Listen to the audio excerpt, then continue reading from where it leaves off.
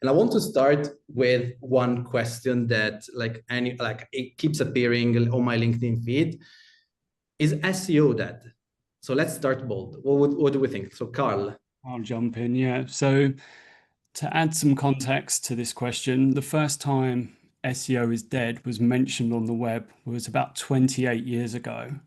And every year since then, it's probably died every month for the last 28 years. And as you said, if you log into LinkedIn, every week something's dying, right? So SEO's dead, Google's dead. This week it was Google Chrome is dead because ChatGPT has released a browser which is built on Chromium. So, you know, if you go by the headlines, then you might think it is. However, Google's growth or query growth, as they state in their shareholder report, has kind of grown double digits every year for the last number of years. So that might be down to user growth in terms of users making more queries, or that might be down to bots, or that might be down to the integration of LLMs into search.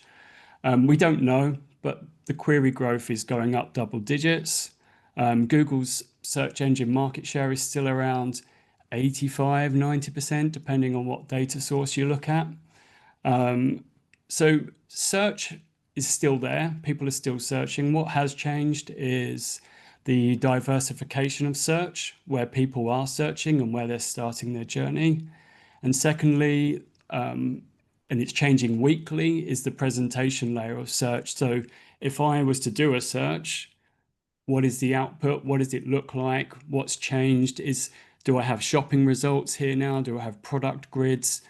Is ChatGPT actually linking out to the site this week, or is it not linking out? So I think the user behavior has changed because they've got more choice. In particular, within e-commerce, you might begin your journey in Pinterest or TikTok or Instagram, and then you start.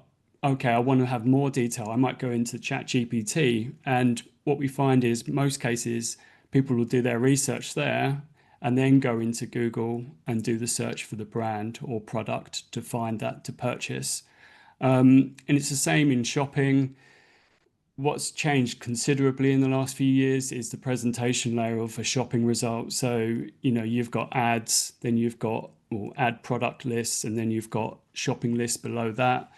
And that's changing on a weekly basis. And what it has done is the introduction, change of search diversification and the presentation layer is that click-through rates have decreased. So we are seeing less traffic coming to websites, and I'm seeing that across all markets, all verticals, all brands. If you believe Google and you believe OpenAI, they are apparently sending less traffic but higher quality. I haven't really seen the data to prove that yet across all of the analytics accounts that I've got access to. So yeah, search isn't dying. SEO certainly isn't dying. I've never been busier. I've never seen so much interest in SEO. There is obviously a concern about the declining clicks, but it's certainly not dead by any means. And if I log into LinkedIn tomorrow, it would have died again overnight. Yeah, absolutely. And as you mentioned, I think there is this sort of paradigm like happening, this click-through shift, and we just have to deal with it. Like there will be like less clicks, and potentially like we have to build like content in a way that like our brand will show like on conversation, and we'll get there in a second. Alex, do you want to add on this? Because I know you're very. Yeah, I mean, for me, the answer's simple. No, it's not dead. It's not dead at all. If anything, I would say it's more valuable than it was before. And I think Carl made a perfect reference to the presentation layer, because that's what's changed. What hasn't changed is the foundations of which a marketer should be acting, even as the internet started. This is prior to social networks, and Cheryl pointed out very well, this is when social became popular. It was a new channel, and kind of the same things, the same issues that SEO is dying is the same thing that was happening in social. It was stealing some of the traffic from organic SERPs. There was another method of selling and converting someone through that area rather than going through Google. And at first, at least, people would use social as the entry point, but the conversion would still end up in the website. And then so that would be the main argument for Google, saying that you're still getting high conversions.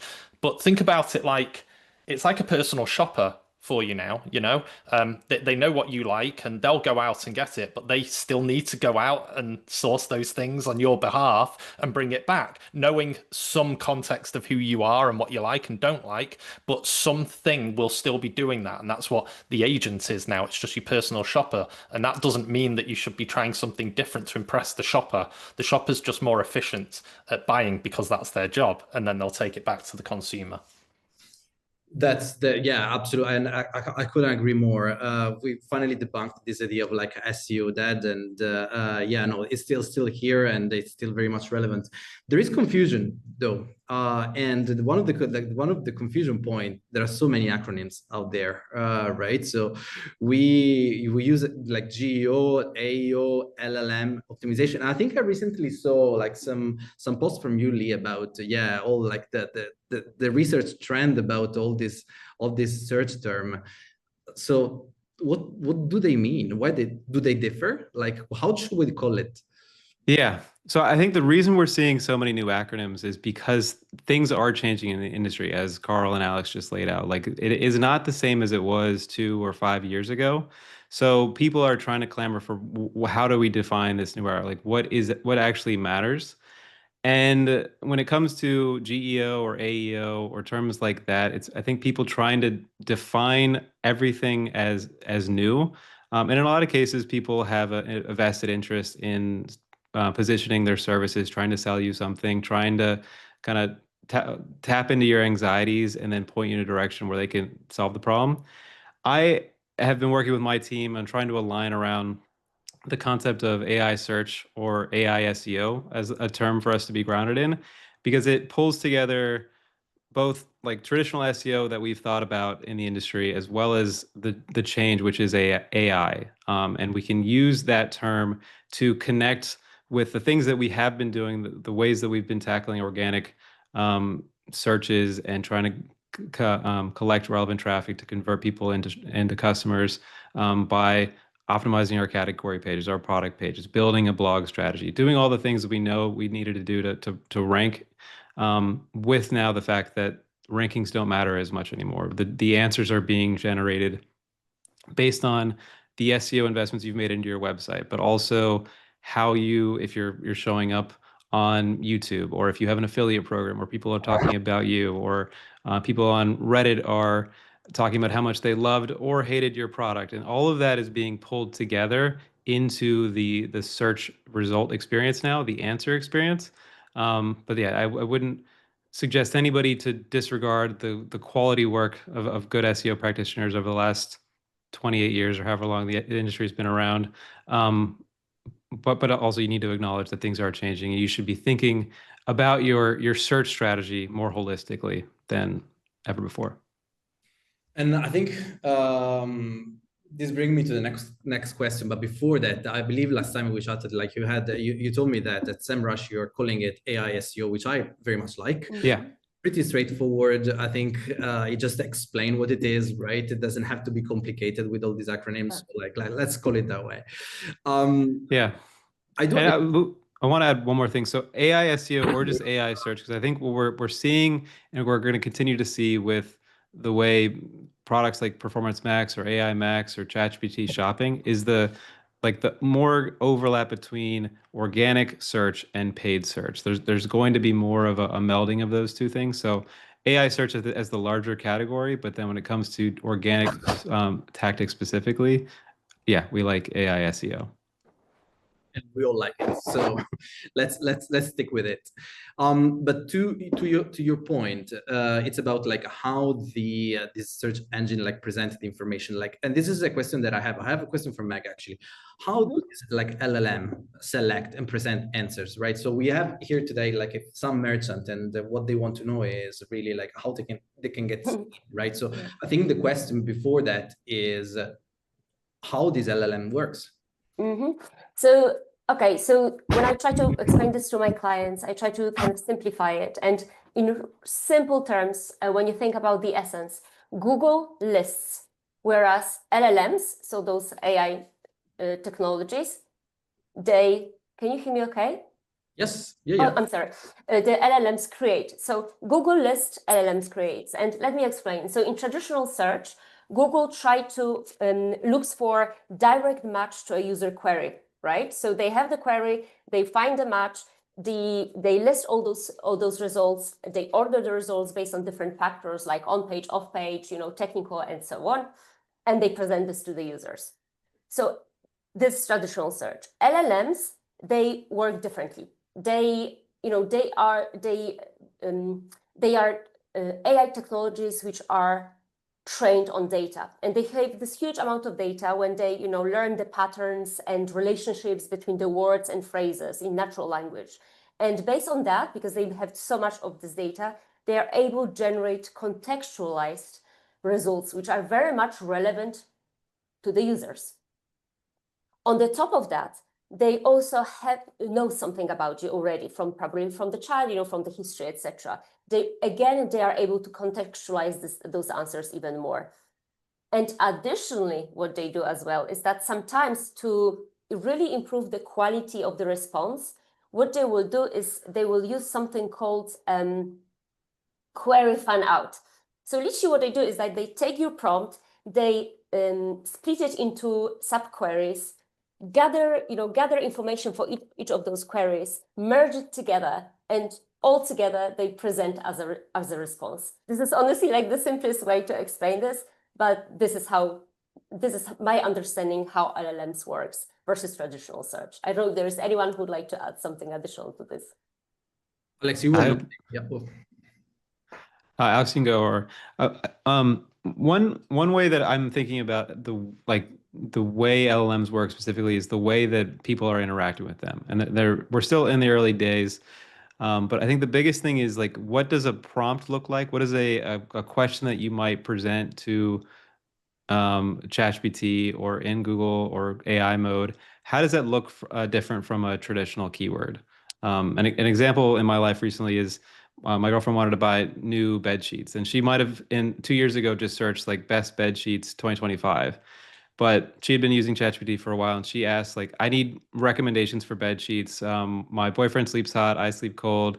I want something luxuriously soft, and like give me real reviews.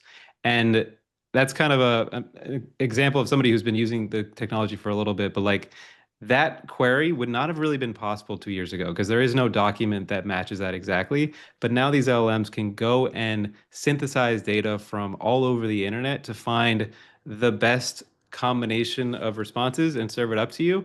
And then you can immediately refine it. You can be like, no, I don't want to spend over $200. Like, give me the results that are just $150 that I can go find in a store near me. So like, we need to be thinking about how search is changing, how people's behavior is changing, and how do we just kind of make sure we're accounting for every edge case, every problem that people might have that our products can serve, and think about building our websites, our content strategies, our marketing strategies around that, because it is a holistic exercise. Yeah, no, that's great insight. I wanted just to mention that like we have a comment that I very much liked. So Cheryl said, "I like AI SEO. It's clear and not confusing." So to your point, like it's validated. So my question is, so of course now the way the information is captured, the way the information is captured, like is slightly different. The way the information is surfaced is slightly different, like from traditional technique, like SEO techniques. Are there some best practice that are still relevant, and you believe that like they are the foundation of this new way of search for information? And if there are, what they are? I'll jump. I don't think much at the moment has changed if you're thinking about traditional search and how you would optimize for visibility in the LLM responses or say ChatGPT responses. There does seem to be more cases for if you're a brand that's talked about a lot, if you're a brand that has a lot of citations across the web on a freshness basis, so that you're always being talked about, not just once in that article, but revisions of that article and similar articles across the web.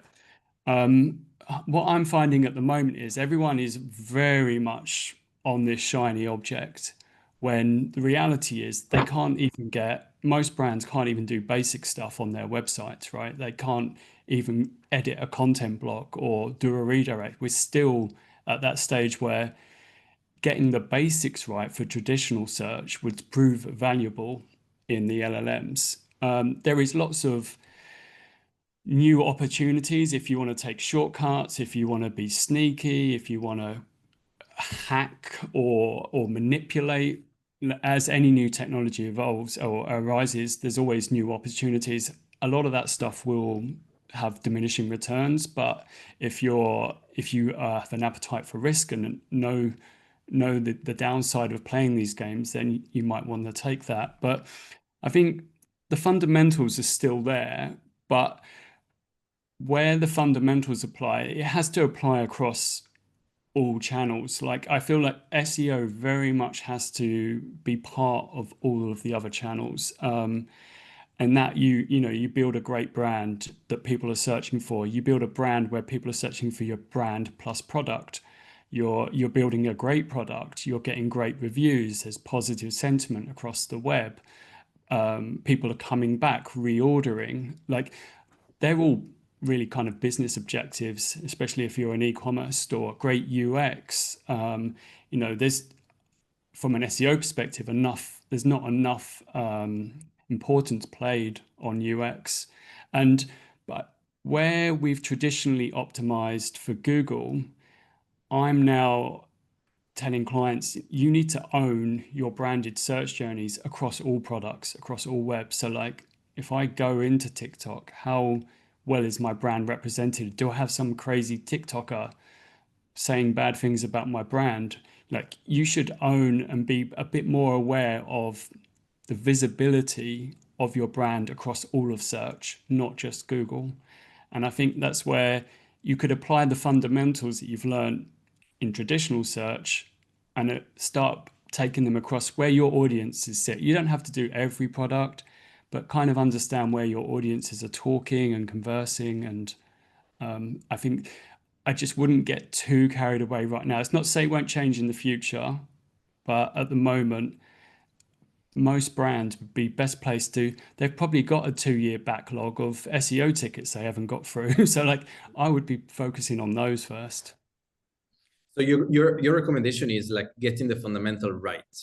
So that is what is needed, like, and that is not going to change. So like indexability, structured data, content quality, like the authority of internal linking, all this component of like the the word of SEO don't really change. So I think that's I think it's because OpenAI or ChatGPT is still very heavily reliant on Google, as are a lot of the other LLMs. So until that changes, until they've got their own web index, and not to go down the technicals, but until they've got their own scoring of sites and how they define quality and authority, it will be very much driven by what happens in Google. For now, I do think it will change, but slowly. So one key takeaway is don't underestimate for the audience today. Don't underestimate the good old SEO and like the basic of it. So like keep investing on it. I do want to know on the other side. So like what new is in the mix, right? So if like, okay, there are some old practices, like some old very old SEO practices that are still like playing a very important role. However, it's not just that. I think the difference here is that brands can get visible also by organizing like a combination of like extra factors that they necessarily weren't necessarily before. So Leigh, Alex, do you want to expand a bit more on that? So what brings new, or like what new brings on the table this like whole AI search? I think maybe not new, but I would just say improved standards of your work. And maybe as a continuation to what Carl said, like those foundations have been lacking and now they're even more valuable because the LLMs have higher standards than the human did before. That's what's, I think, really important. Other than that, when it comes to content, I would say the clarity is really important. And back in the day, you might have just had a minimum word count, or you started doing some keyword stuffing, or I don't know. I hate these. I've always hated them. You know, when you go on a website, you go on the About Us page and you read 4 sentences in. I still don't know what you do. And there's all of these fluffy words that describe how you're cutting edge and, you know, this new AI platform or and all the special words that you're trying to get an emotive response from the human actually isn't very concise and it doesn't answer the question.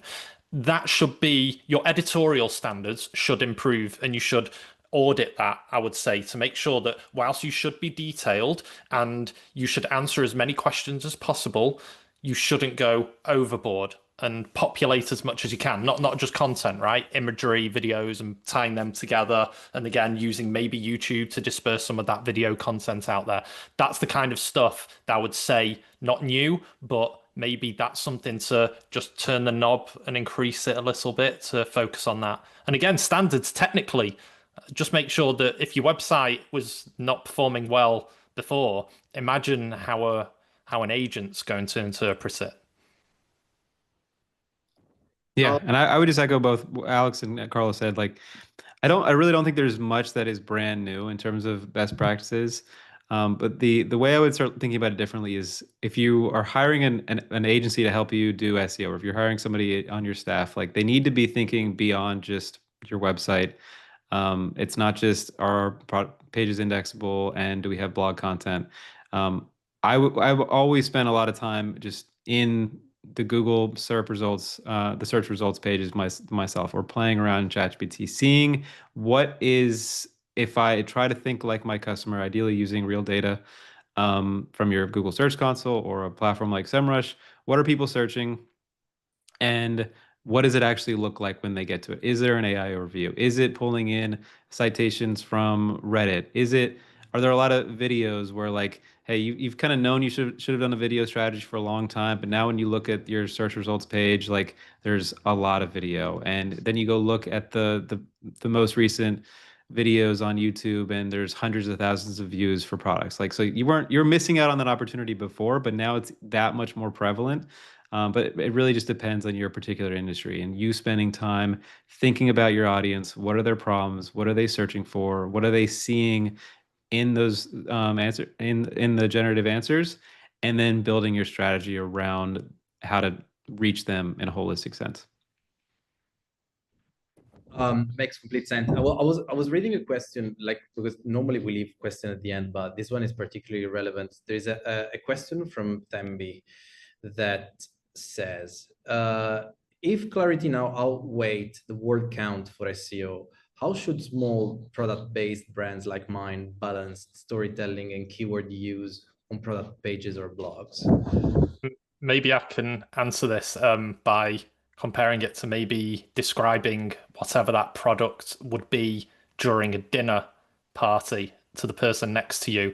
If you're telling that story for a bit too long and there's a danger of the person listening to you yawning internally, then you've said too much. Like if there's only 200 words to write about something, there's only 200 words to write about something. Don't make it 400 just so you can add a storyline to try and get the emotion.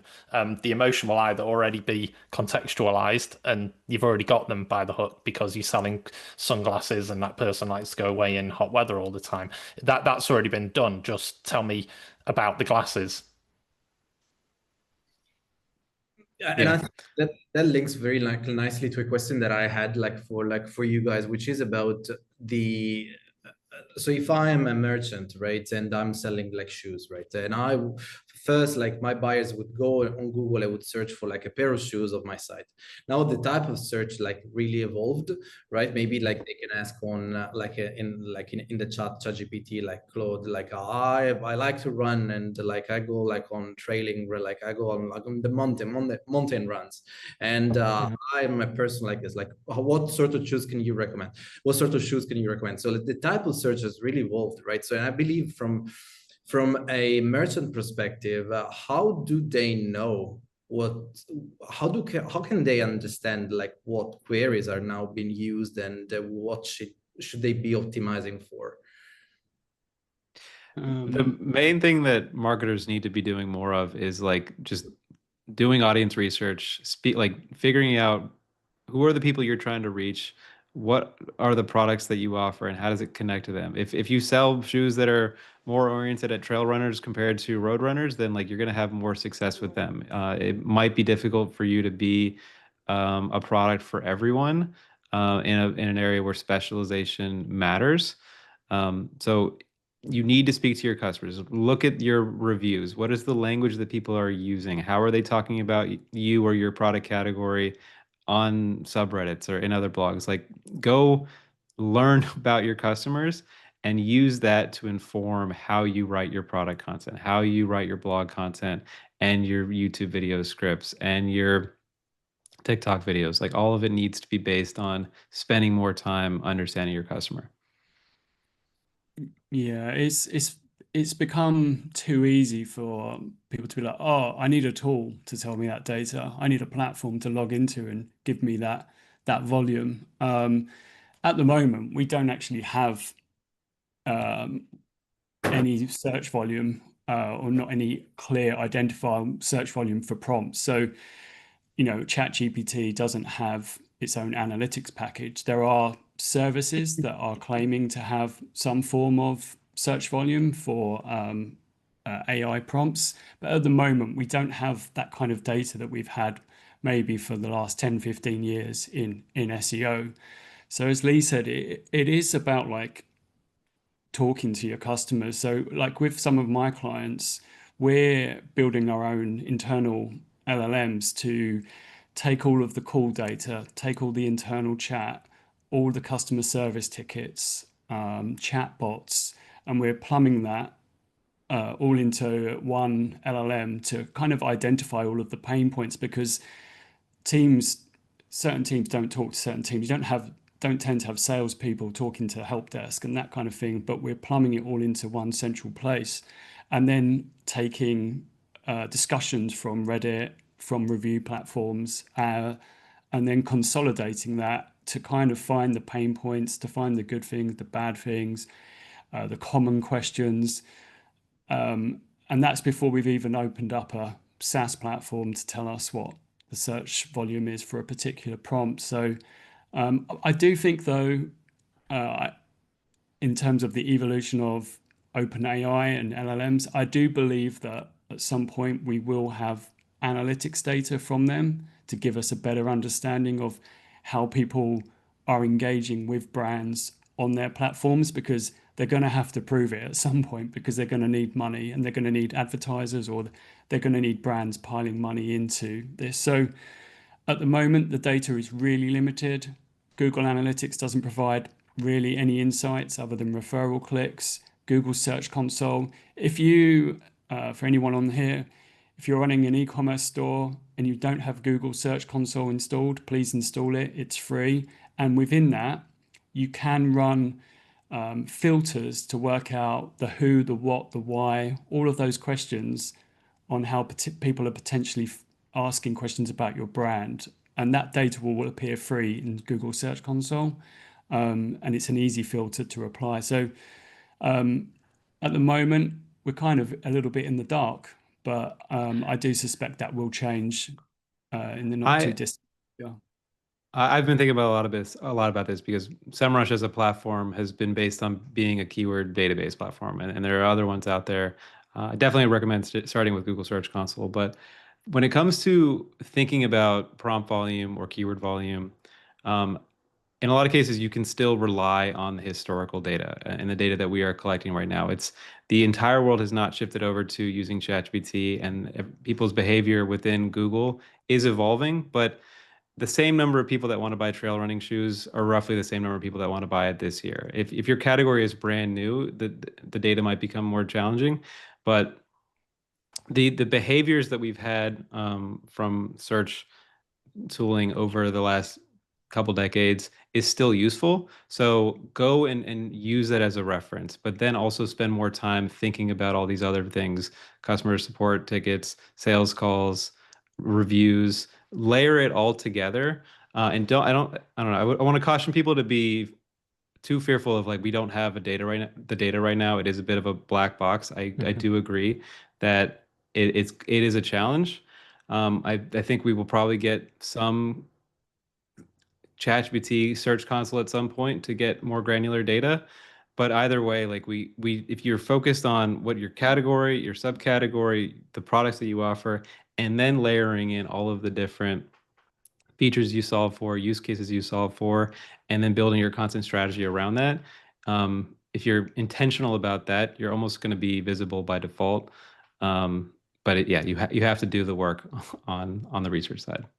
It may also be worth adding that for the next year or two, this data is going to be skewed. Like our year-on-year data is really weird right now, and because this dust of placement hasn't settled, we don't have these search console analytics packages or platforms inside the LLMs and things like OpenAI not allowing that yet. They have to figure that out because ads have to run, because that's the main form of monetization, and that has to come with data to substantiate all of the investment that's going to go into the ads. And with that will come some organic stuff to go with it. But for the next 3 years, I'd say even our behavior will change. Like, it was funny how everyone was saying before that no one used to search conversationally. And that's what my wife, who's the co-founder of the agency, she's on the creative side. She's been searching like that the whole time. Right? It's I thought she was a weirdo before. I was like, why? I just search for, men's trainers, and she would type in an actual question and it would be therefore more detailed, and she would get longer tail results, which would be more efficient and relevant to her. And she would probably convert higher than I would because I had to research into everything, which is what's being done now. The conversation and the fan out queries is just another way of another long tail strategy, which has been around in SEO for ages, to always get the longer the tail, the less the volume, but the higher the quality. And I guess that's kind of what Google is arguing for, to say that there's higher quality conversions. So yeah, there's a Pandora's box has opened for data anyway. Has your behavior changed, Alex? Are you searching more conversationally now? It's weird. I've kind of gone through phases. So I was, short tail. Then I went more conversational. But now I'm personally, maybe it's just the techie in me, I'm finding that I'm actually, there's a bridge between the two. Like sometimes I'm not doing full sentences, but they're not short tail. I'll do a bastardized query. Yeah. Like I'll take the ifs and the hows out. I'll take all of those things out and I'll let it figure it out, because it can figure that out. It can figure out typos and all of those things. So I think there'll be a weird, there's still bits to change, but in 3 years there may be this. I've always thought of splitting the web into two now. Is the human web and the agentic web. And you will do some things on the agentic web and you will do some things on the human web. But for now, us as, a social economy hasn't figured that out, and it'll take a while, like the rise of social media. In the first 4 years of social media existing, no one would have said there will be social media agencies and platforms and analytics and automate. None of that was a thing. It was just probably under the online marketing hood because it wasn't taken seriously for a while. But now LLMs are being taken seriously faster, and people don't know what to do, and there must be a new discipline, hence the new acronyms. But it's all just marketing. If you go back to the 60s, the stuff that we're doing is the same from a foundation, just the technology around what we're doing is changing. I have a question for Meg. Meg, because you work with a lot of like D2C brand, what are you seeing in this sense, right? So in terms of like this discoverability, like what's changing with the brands that you work with? Well, definitely, a very good question. Definitely, the big brands really kind of go back to their products and look more into how they tell the stories around the products. So I think this is like one of the biggest, not trends, but kind of activities within the brand. So, and I can understand that, because when you think about it, and if AI becomes this digital shop assistant, our products needs to in a way talk as one, as as well. So it simply means that we kind of, I mean, it's not new, but we haven't been doing this really well. We really need to move from this spec kind of driven writing to more solution-led kind of storytelling on those products. So, like when I think Leigh said nicely, about the clarity and that content has to be clear. Yes, it has to be clear, but it has to clearly explain who is this product for, what kind of problems this product's trying to solve, what is different about this product versus competitors, etc.